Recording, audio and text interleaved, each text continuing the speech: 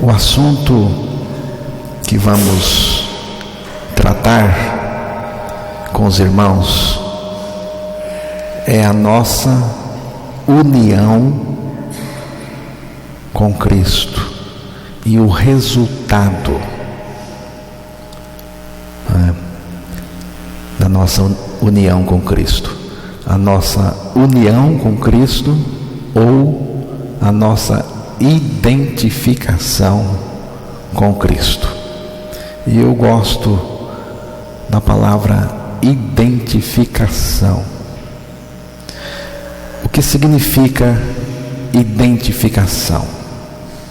Significa a nossa total união com Cristo desde o momento que Ele foi levantado da terra, na cruz, e nos atraiu para si, naquela cruz, crucificando-nos em seu corpo, até o assentar nas regiões celestiais com Ele.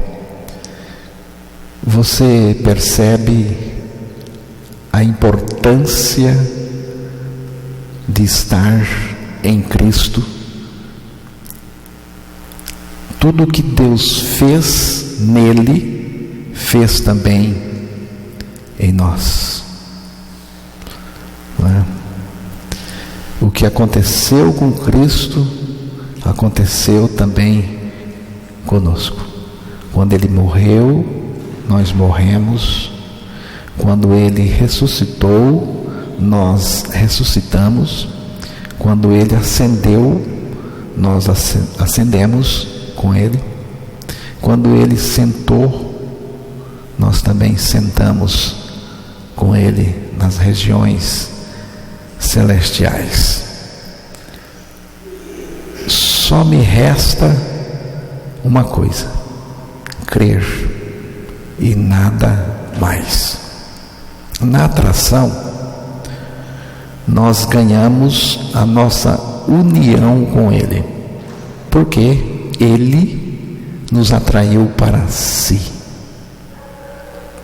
Na morte com Cristo, nós ganhamos a maravilhosa libertação do pecado, libertação que pouca gente conhece. Na ressurreição com Cristo, nós ganhamos a vida dele. Muito mais do que a vida de Cristo, nós ganhamos. Ganhamos a pessoa de Cristo em nós, vivendo a sua vida. Aqui está a coisa nova do Novo Testamento. Cristo em nós, a pessoa de Cristo em nós. Estou crucificado com Cristo e vivo não mais eu, mas Cristo vive em mim. Gálatas 2:20. A nossa união com Cristo, ou a nossa identificação com Ele, está bem evidenciada nas seguintes experiências com Ele. Estamos crucificados com Cristo, estamos sepultados com Cristo, estamos ressuscitados com Cristo, estamos entronizados com Cristo, sentado com Ele, e Ele em nós. Ele em nós. Vivemos neste mundo, irmãos, crendo uma coisa só.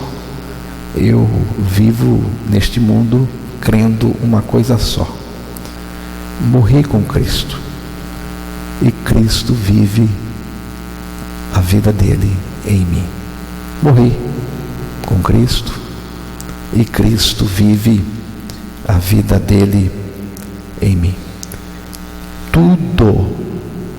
Tudo mesmo na vida espiritual, na vida cristã, é resultado disso.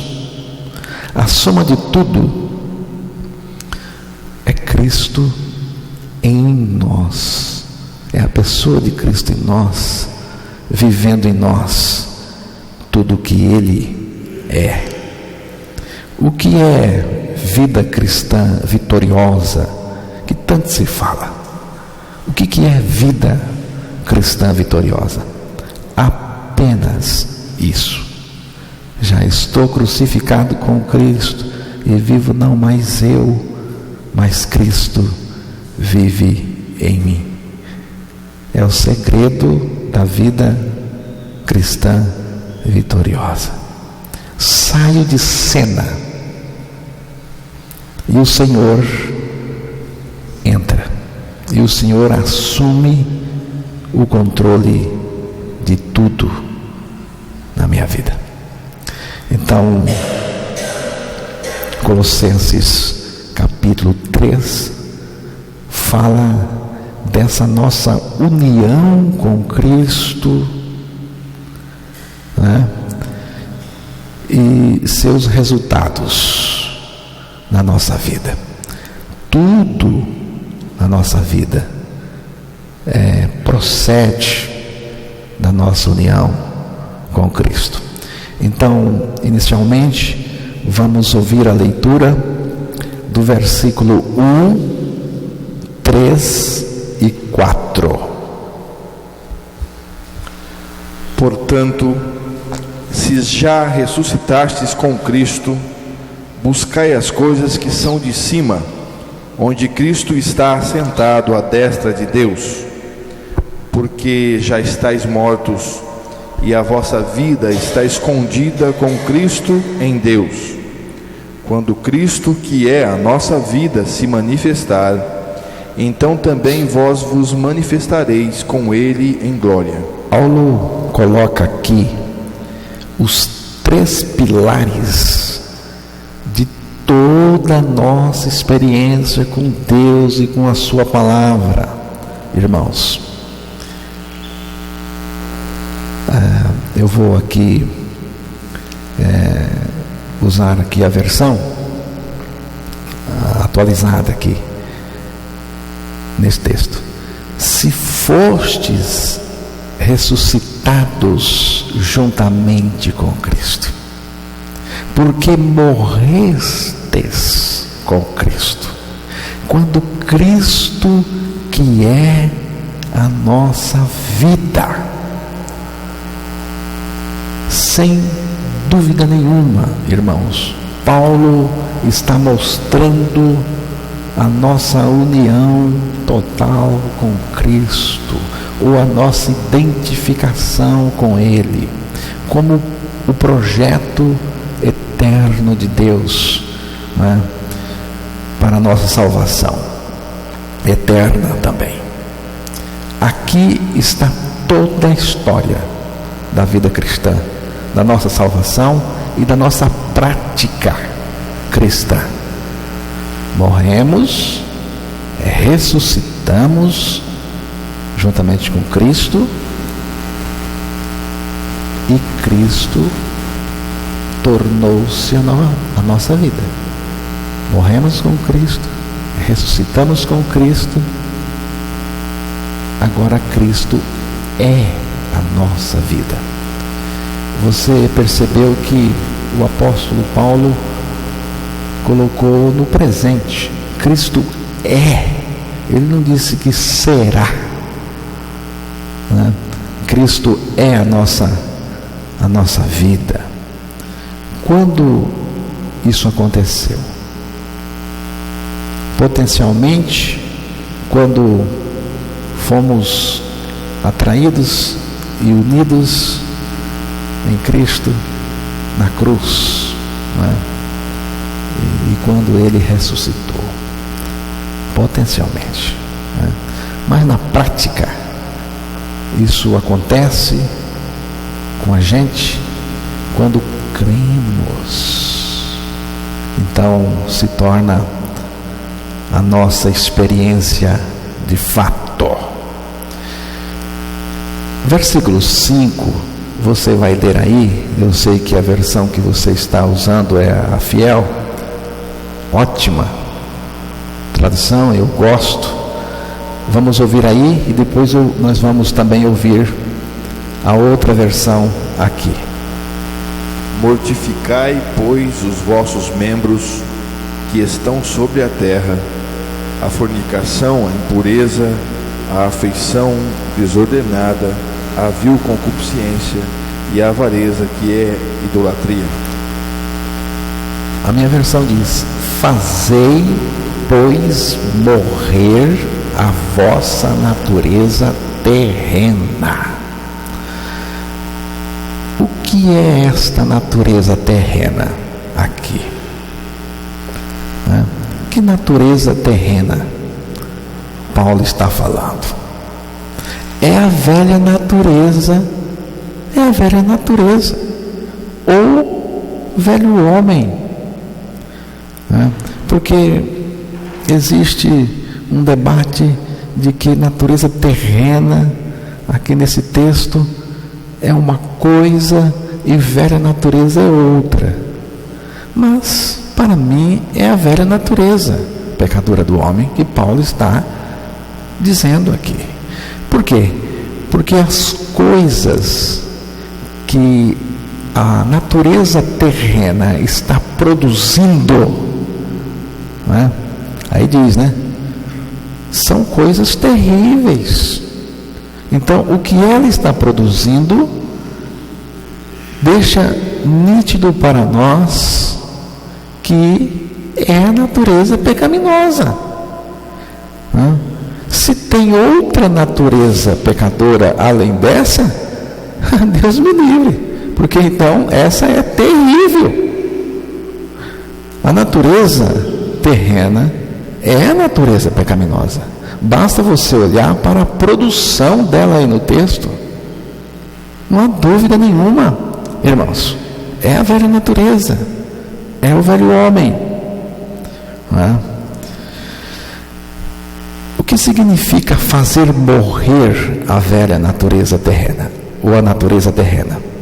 O que significa fazer morrer a natureza terrena?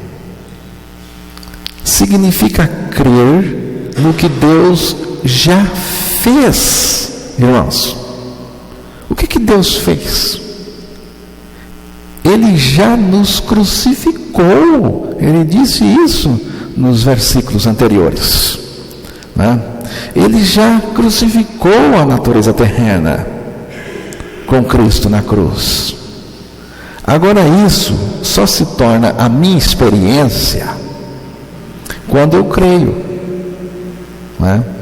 Então Paulo está dizendo o seguinte: você está morto com Cristo, então creia a sua morte com Cristo para ser liberto dessa velha natureza, essa natureza terrena, pecadora.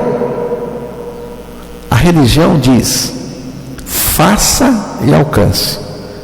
Você faz para alcançar. O Evangelho diz: Deus já fez, e já fez tudo. Creia, experimente. Deus já nos libertou na cruz. Agora Ele quer que você experimente pela fé o que Ele nos ofereceu na cruz em Cristo. A palavra afirma que você morreu. E você crê a palavra que está dizendo que você morreu, e você experimenta imediatamente o que a palavra de Deus está dizendo. A palavra do Senhor diz: morrestes. A fé responde: morri. A palavra do Senhor diz: ressuscitastes. A fé responde prontamente: ressuscitei. Tem até um cântico, que é assim: ressuscitou, ressuscitou, ressuscitou. Mas não foi só ele? cantar assim: ressuscitei, ressuscitei também com Ele. A palavra diz: Cristo é a nossa vida. A fé responde: Cristo é a minha vida. Cristo é a minha vida. Cristo vive em mim. No momento em que você crê, a velha natureza, a natureza terrena, desocupa o lugar, sai fora, para Cristo entrar, para a vida de Cristo entrar, para Cristo entrar como nossa vida. Irmãos, não se trata de uma libertação em prestações. A maioria crê que essa natureza vai sendo eliminada aos poucos, parceladamente. A última parcela de eliminação dessa natureza é quando se morre fisicamente. Mas a palavra de Deus não ensina assim, irmãos.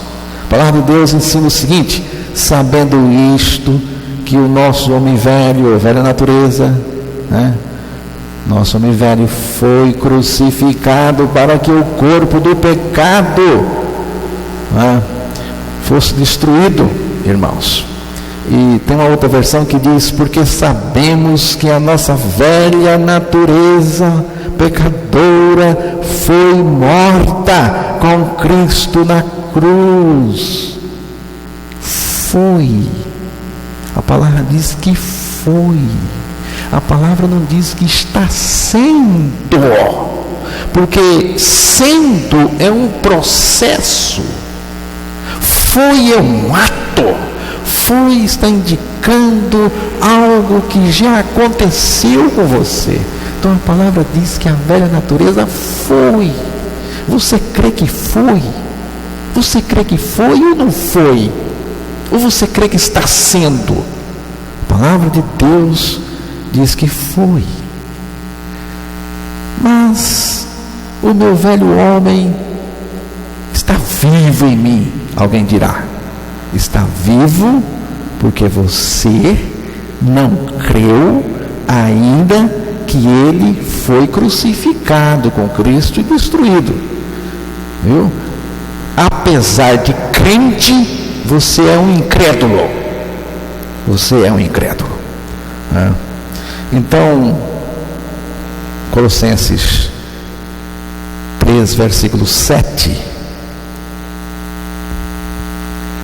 Nas quais também em outro tempo andastes, quando vivieis nelas. Nas quais se refere aí às coisas produzidas pela natureza terrena nos filhos da desobediência. Versículo 5 mostra a natureza terrena, nós já vimos. Versículo 6 fala dos filhos da desobediência, portadores dessa natureza terrena. E o versículo 7 então está falando das coisas produzidas pela natureza terrena nos filhos da desobediência. Mas aí diz que a natureza pecaminosa não faz mais parte do presente contínuo daquele que morreu e ressuscitou com Cristo, irmãos. Diz aí: nas quais as coisas pecaminosas também em outro tempo, é coisa do passado de vocês, em outro tempo andastes, significa que não anda mais, quando vivieis nela. Você percebe? Vivieis, não vive mais, porque morreu e ressuscitou com Cristo. Versículos de 8 a 10, Paulo mostra o que aconteceu na cruz e na ressurreição, usando uma metáfora. Vamos ouvir. 8 a 10. Mas agora despojai-vos também de tudo, da ira, da cólera, da malícia, da maledicência, das palavras torpes da vossa boca. Não mintais uns aos outros, pois que já vos despistes do velho homem com os seus feitos, e vos vestistes do novo, que se renova para o conhecimento segundo a imagem daquele que o criou. Ele usa a metáfora de trocar de roupa. Depois de um dia de trabalho, suado, cansado, você chega em casa, tira a roupa suja, toma um banho e coloca uma roupa limpa e fresquinha. À exceção de alguns adolescentes, naturalmente. Essa figura de despir do que é velho, sujo, usado, e vestir uma roupa nova, limpa, fresquinha, está mostrando o que aconteceu na cruz e na ressurreição, irmãos.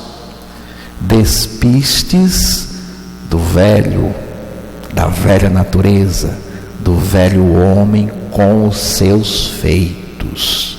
Não é só do velho homem, é do velho homem e das suas coisas, dos seus feitos. Lá na cruz, Cristo nos despiu, irmãos, dessa velha natureza, que é o mesmo que dizer que morremos com Cristo. E nesse morrer com Cristo, Deus tirou a nossa velha natureza. Fomos despidos do velho homem, assim como você tirou a roupa suja, usada, para vestir outra roupa. Agora, isso é preciso se experimentar pela fé, né? Despir significa sair, né? Sair essa velha natureza de nós, assim como tiramos a roupa suja. E vos revestistes do novo homem. Você vê, tem que sair o velho para entrar o novo, né?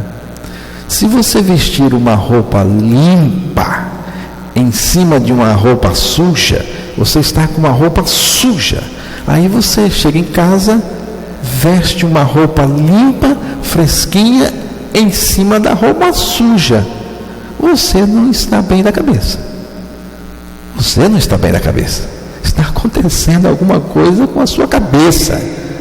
Você precisa de tratamento o mais rápido possível. Você vestiu uma roupa, né, limpa em cima de uma roupa suja.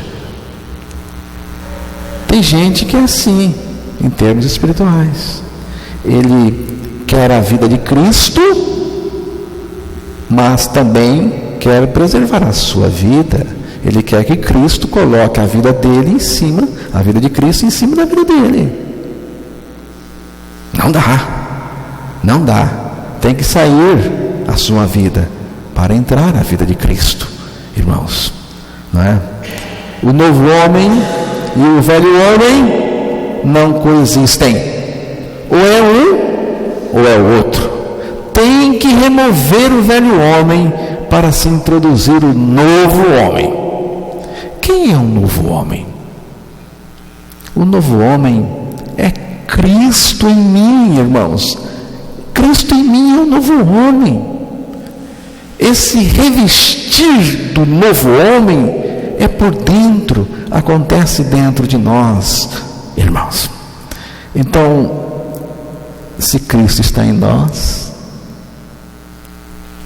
o que Cristo é em nós? Ele está em mim. Então, o que o Senhor é em mim? Versículo 11. Veja o versículo 11. Onde não há grego nem judeu, circuncisão nem incircuncisão, bárbaro, cita, servo ou livre, mas Cristo é tudo e em todos. Cristo é tudo em todos, em e dentro. Quem são todos aí? Você vê que o versículo começa dizendo assim, no qual, o sentido de lugar, está se referindo à nova criação, está se referindo ao regenerado, está se referindo à igreja de Deus, o povo de Deus, a nova criação, a nova criatura. Aí Cristo está, aí Cristo é tudo, tanto no indivíduo regenerado, como também na igreja, no sentido coletivo. Cristo habita, Cristo está aí, e Ele é tudo, diz o texto. Irmãos, Cristo é tudo no regenerado. Se Cristo é tudo em você, meu irmão, o que lhe falta? Hein? Se Cristo é tudo em você, o que lhe falta? Se Cristo é tudo em mim, o que me falta? Nada. Cristo vive no seu renascido, na sua nova criação, né? Cristo, irmãos, é uma pessoa dentro de nós, por isso temos comunhão com Ele. Ele é uma pessoa, Ele não é uma coisa, Ele é uma pessoa. Cristo não é uma qualidade em mim, Cristo não é uma virtude em mim, Cristo é uma pessoa. Então eu posso ter comunhão com Ele, porque com pessoa eu posso ter comunhão. Todos que creram estão unidos a Cristo e se tornaram um com Ele. Todos nós estamos nivelados a uma mesma posição. Qual posição? A posição é em Cristo. Estamos em Cristo, experimentando tudo o que Cristo experimentou. É provável, irmãos, que aquela congregação que Paulo estava falando com ela, os colossenses, fosse formada de vários tipos de indivíduos. Gregos, você viu na leitura, gregos com suas filosofias e conhecimentos humanos, judeus com as suas características religiosas, né? Bárbaro e Cita com as suas características, escravos e livres com as suas diferenças sociais. Você vê, se cada um preservasse sua característica ou suas características, a igreja seria um balaio de cachorros com gatos, que é o que é muitas igrejas, muitos grupos. Uma confusão danada. Mas aqui todos esses indivíduos tiveram que passar por uma porta. A porta chama-se Cristo crucificado. Morreram com Cristo, todos eles. Lá na cruz, irmãos, lá ficou o grego, o judeu, o bárbaro, o cita, o escravo e o livre. Eles morreram, ressuscitaram para formar um novo povo, o povo de Deus, a igreja. Foram todos desmanchados e feitos novos, com as características de Cristo, porque Cristo agora vive neles. Por isso funciona. A igreja de Cristo é funcional, ela funciona do jeito que Deus quer, porque a vida de Cristo está nela. Colossenses 3, os versículos de 12 a 15, nós vamos ver agora já os resultados. Viu, irmãos? Nós não precisamos de mais nada, só precisamos de crer nossa união total com Cristo e na suficiência de Cristo vivendo em mim, irmãos. Isso vai atingir todas as áreas da nossa vida, viu? Vamos ver. Revesti-vos, pois, como eleitos de Deus, santos e amados, de entranhas de misericórdia, de benignidade, humildade, mansidão, longanimidade, suportando-vos uns aos outros e perdoando-vos uns aos outros, se alguém tiver queixa contra outro, assim como Cristo vos perdoou, assim fazei vós também. E sobre tudo isto, revesti-vos de amor, que é o vínculo da perfeição, e a paz de Deus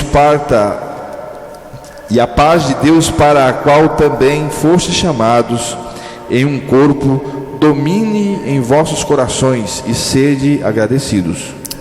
Você percebeu aí? Cristo em nós, produzindo santidade, pureza, compaixão, misericórdia, bondade, humildade, mansidão, tolerância, coisa boa, não é, irmãos? Tolerância, perdão, amor, paz. Viu? Você sabe que a paz não é uma criação humana. Deus diz assim: eu crio a paz. Jesus produzindo tudo isto em mim, em nós, na igreja de Deus. Irmãos, isso tudo é a vida de Cristo operando em nós. Não precisamos de mais nada. Se a vida de Cristo opera em você, beleza. Se a vida de Cristo opera em mim, maravilha. Está resolvido. Vamos ter aí algumas coisas, mas a vida de Cristo vive em nós. Ela tem solução para tudo, irmãos. Só me resta uma coisa a fazer, uma coisa que aparece no finalzinho do versículo 15, quando diz assim: e sede agradecidos. Gratidão a Deus pelo que Ele fez por nós e por aquilo que Ele é, que Ele vive em nós. É o caráter de Deus que está em jogo, irmãos. É o caráter de Deus que está em jogo. Nós vamos expressar o caráter de Deus que está em nós.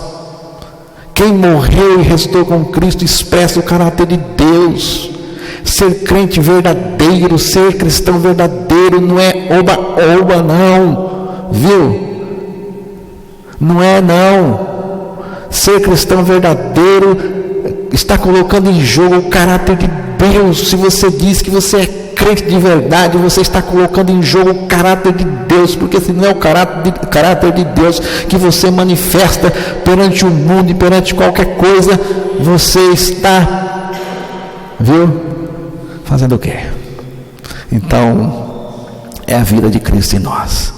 Agora, irmãos, essa nossa morte com Cristo, essa nossa ressurreição com Cristo, essa operação maravilhosa da vida de Cristo em nós, vai chegar no seu lar, vai chegar dentro da sua casa, viu? Ela vai orientar a sua relação conjugal, também com seus filhos e qualquer relação, viu? Você quer ver? Verso 18. Vós, mulheres, estáis sujeitas a vossos próprios maridos, como convém no Senhor. Vós, mulheres, estáis sujeitas, submissas aos vossos próprios maridos, como convém no Senhor. Irmãs, submeter. O que é submissão? O que é sujeição ao marido? Irmãs casadas, significa submeter-se, colocar-se sob o comando do marido. Significa ceder, irmã. Aceitar. Significa respeitar. Você respeita o seu marido. Porque tem várias formas de não respeitar. Tudo isso, irmãs, voluntariamente, e dentro de uma relação de amor, não querer ser controladora. Você é controladora, irmã? Não querer ser controladora de nada, muito menos do seu marido. Controlar o marido? Você quer ser o controle remoto do seu marido? Crie juízo, irmã. Preste atenção no que a palavra do Senhor está dizendo. Agora veja bem, como ser isto? Assim, voluntariamente? Como ser? Como ser? Eu vou dizer para você, irmã, sem a morte da velha natureza não haverá nada disso. Viu? Da forma que Deus está pedindo, não. O lar cristão só funciona de acordo com a vontade de Deus. Sabe? Se for regido pelo princípio este aqui: estou crucificado com Cristo, vivo não mais eu, mas Cristo vive em mim. Irmãs, também irmãos, duas velhas naturezas batendo de frente, sai faísca. Quando dois egos se resbalam, sai lasca. Você pode fazer inúmeros cursos para melhorar seu casamento. Pode. Vá fazer se quiser. Mas não vai funcionar nada se você não estiver debaixo deste princípio. Não mais eu, mas Cristo em mim. Cristo vivendo, na esposa, também no esposo. Cristo vivendo no casal. Eu acho que é suficiente, irmãos. Eu creio na suficiência da palavra. A igreja primitiva não tinha esses cursos modernos para melhorar casamento.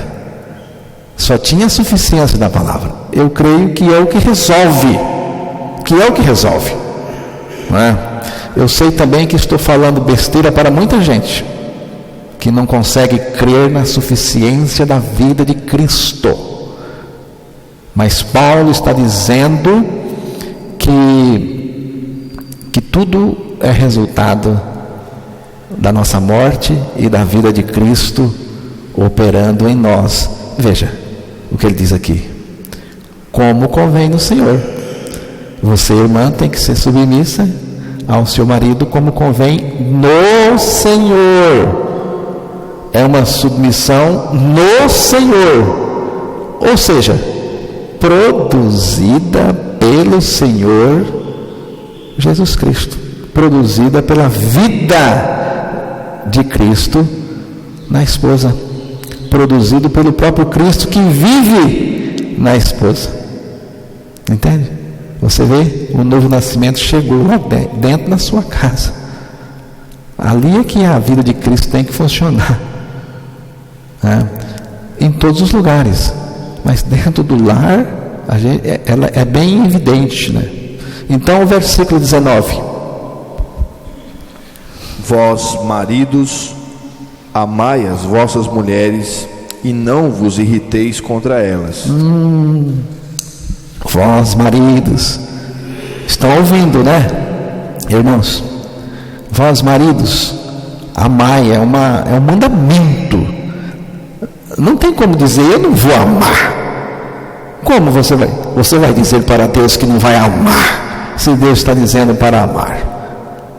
Amai as vossas mulheres, as vossas esposas, as vossas mulheres, e não vos irriteis contra ela. Não é você, não é a mulher que está ficando irritada, é você que não vai ficar irritado com ela. Bem, Paulo não ia dizer isso à toa, né?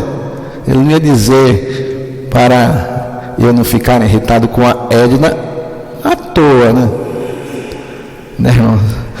Mas aqui, o amor aqui é ágape.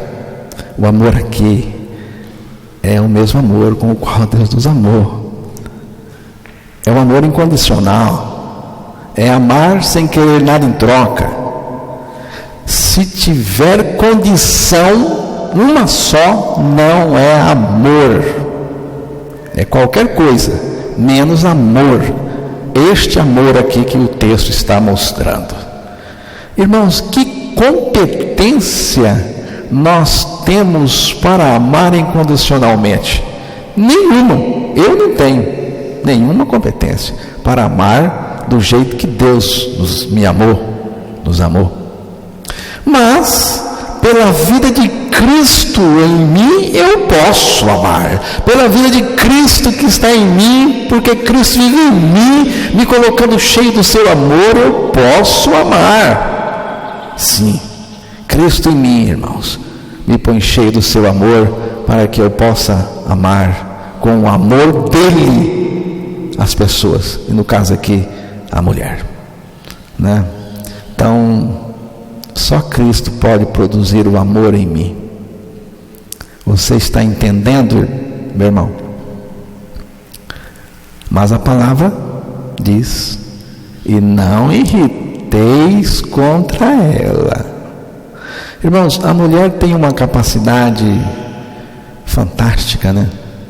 Ela tem uma capacidade de visão muito maior do que o homem, muito maior.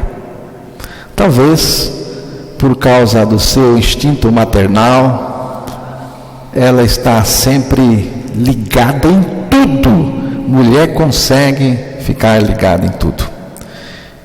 Isso torna o seu psiquismo muito repetitivo.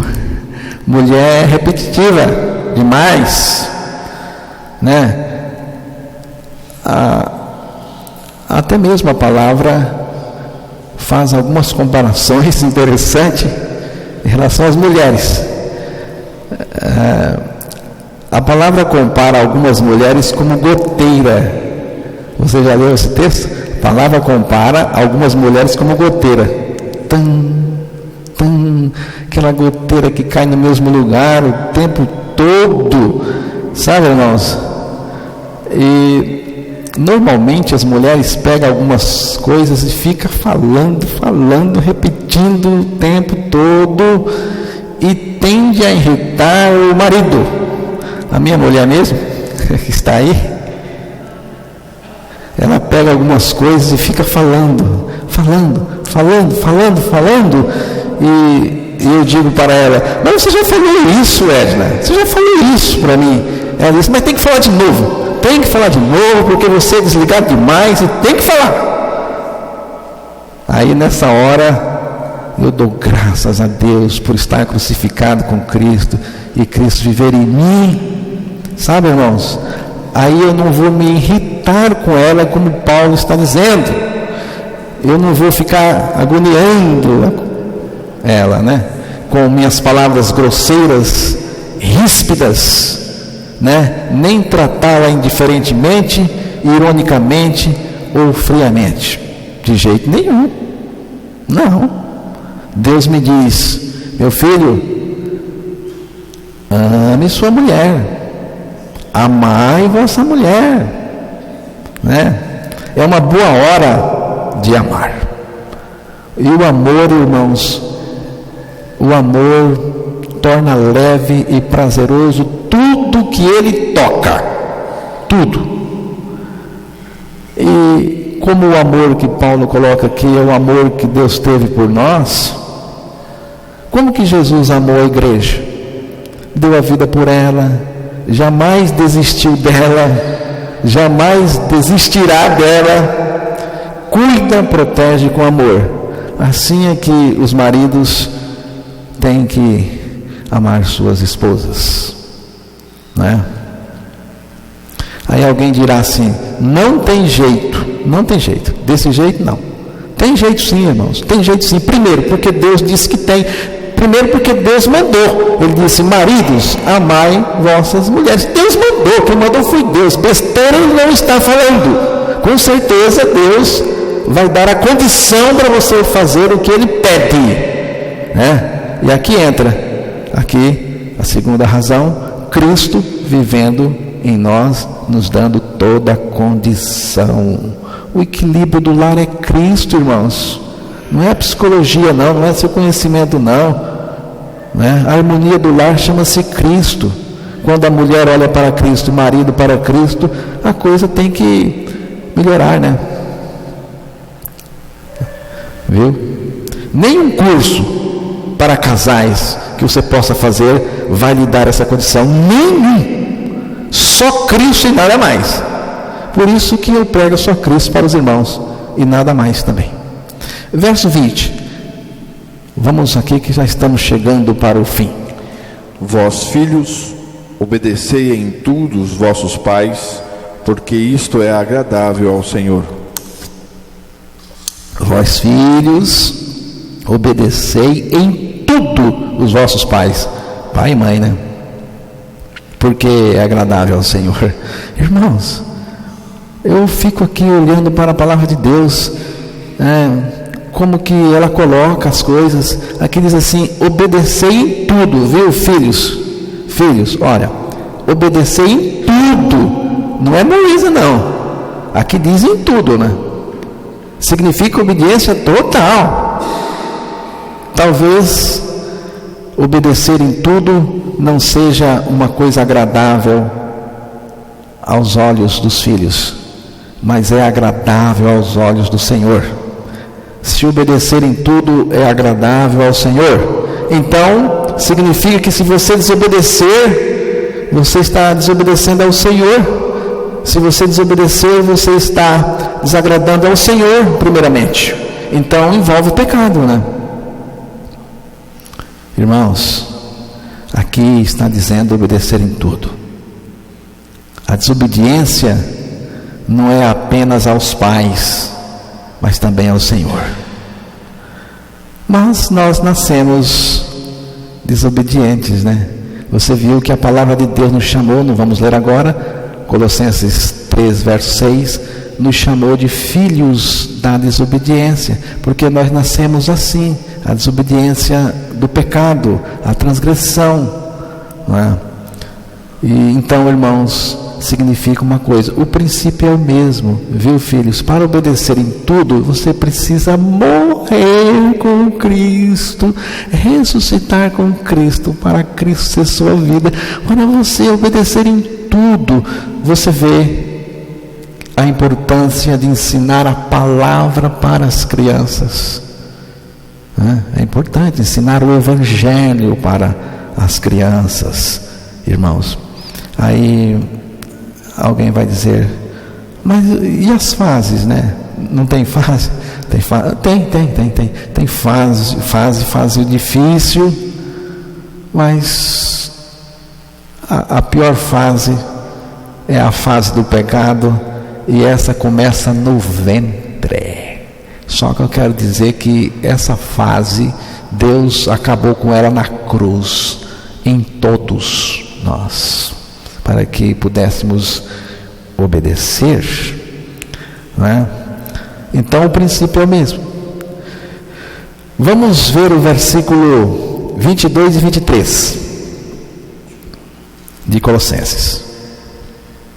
Vós, servos, obedecei em tudo os vossos senhores segundo a carne, não servindo só na aparência, como para agradar aos homens, mas em simplicidade de coração, temendo a Deus. E tudo quanto fizerdes, fazei-o de todo o coração, como ao Senhor e não aos homens. Isso, você lê também o versículo 21, porque eu pulei o versículo 21. Vós, pais, não irriteis os vossos filhos, para que não percam o ânimo. O princípio é o mesmo, não mais eu, mas Cristo em mim. Pais, vejam, precisamos amar e ensinar nossos filhos. Você notou que eu coloquei amor primeiro, depois ensino. Não adianta ensinar sem amar. Precisamos amar e ensinar nossos filhos a verdade. Deus não nos deu o direito de abusar dos nossos filhos, irmãos. Daí o mandamento aos pais: não irriteis os vossos filhos. Que você sabe que filhos não são fáceis. Educados, né? Tratar com eles. Então a tendência também é se irritar. Então, aqui a palavra de Deus pede para não fazer algo que provoque os filhos. E uma coisa, irmãos, que provoca muito os filhos é você ser incoerente, viu? Se você é incoerente, isso vai provocar o filho. Você diz uma coisa, mas você não é aquilo, principalmente em relação à palavra de Deus, né? Não devemos tiranizar os filhos, nem tratá-los de maneira áspera e desrespeitosa. Você tem que respeitar seu filho do jeito que você respeita qualquer pessoa, porque ele é uma pessoa. Isso produz desânimo nos filhos. Irmãos, vou dizer uma coisa aqui séria demais para vocês. Muitos lares projetam os filhos para as drogas, para a violência, para os vícios, para a pornografia, para a anarquia. E vou dizer mais: tudo isso está acontecendo dentro de casa. Começa dentro de casa. Você que pensa que está começando na praça lá fora, tudo o que eu disse começa dentro de casa, viu? E é por isso que temos uma sociedade perigosa, viu? Uma sociedade perigosa. E vai ficar pior, viu? Vamos chegar em um momento insuportável, irmãos. Insuportável de viver neste mundo. Então, neste caso também precisamos da cruz e da operação da vida de Cristo nesses pais. E o texto que já foi lido, mostrando também assim, o servo, naquele tempo era servo, hoje é empregado, né? E o empregado precisa fazer a coisa certa. O empregado não pode fraudar em todos os sentidos, né? Que você não frauda só pegando dinheiro. O seu patrão, você precisa ser um funcionário nascido de novo, e para você ser isso, você precisa estar nascido de novo. Você precisa da vida de Cristo. Você vê, irmão, tudo é vida de Cristo. Você não precisa de mais nada. Vamos fazer isso, vamos correr. Não precisa. Faça como a igreja primitiva fez, crê só na palavra e vai resolver. E capítulo 4, verso 1, último versículo: Vós, senhores, fazei o que for de justiça e equidade a vossos servos, sabendo que também tendes um Senhor nos céus. Servos aí eram os servos nascidos de novo. Então, hoje a gente chama de empregado, mas estamos falando do empregado nascido de novo. Senhor naquele tempo era o dono do escravo, o dono do negócio. Hoje é o patrão, mas estamos falando de patrão nascido de novo. Então, irmãos, também é o mesmo princípio para o empregado e para o patrão. Você vê que a vida de Cristo atinge todas as áreas da nossa vida. Ela é suficiente, irmãos. É o que eu tenho falado aqui, domingo após domingo, né? Então, os senhores, hoje patrões, né, devem ser justos e amáveis com todos os seus servos, os nascidos de novo e aqueles que também não são e que trabalham lá, né? Irmãos, o que é maravilhoso aqui é o seguinte: o mesmo poder que opera nos servos regenerados opera também nos senhores regenerados. Esse poder é a nossa morte com Cristo na cruz, é a operação da sua vida em nós. Quando existe uma relação nessa base, não haverá nenhuma desordem, nenhuma confusão. Que Deus nos dê graça para podermos crer somente na suficiência de Cristo e da sua palavra infalível. Amém?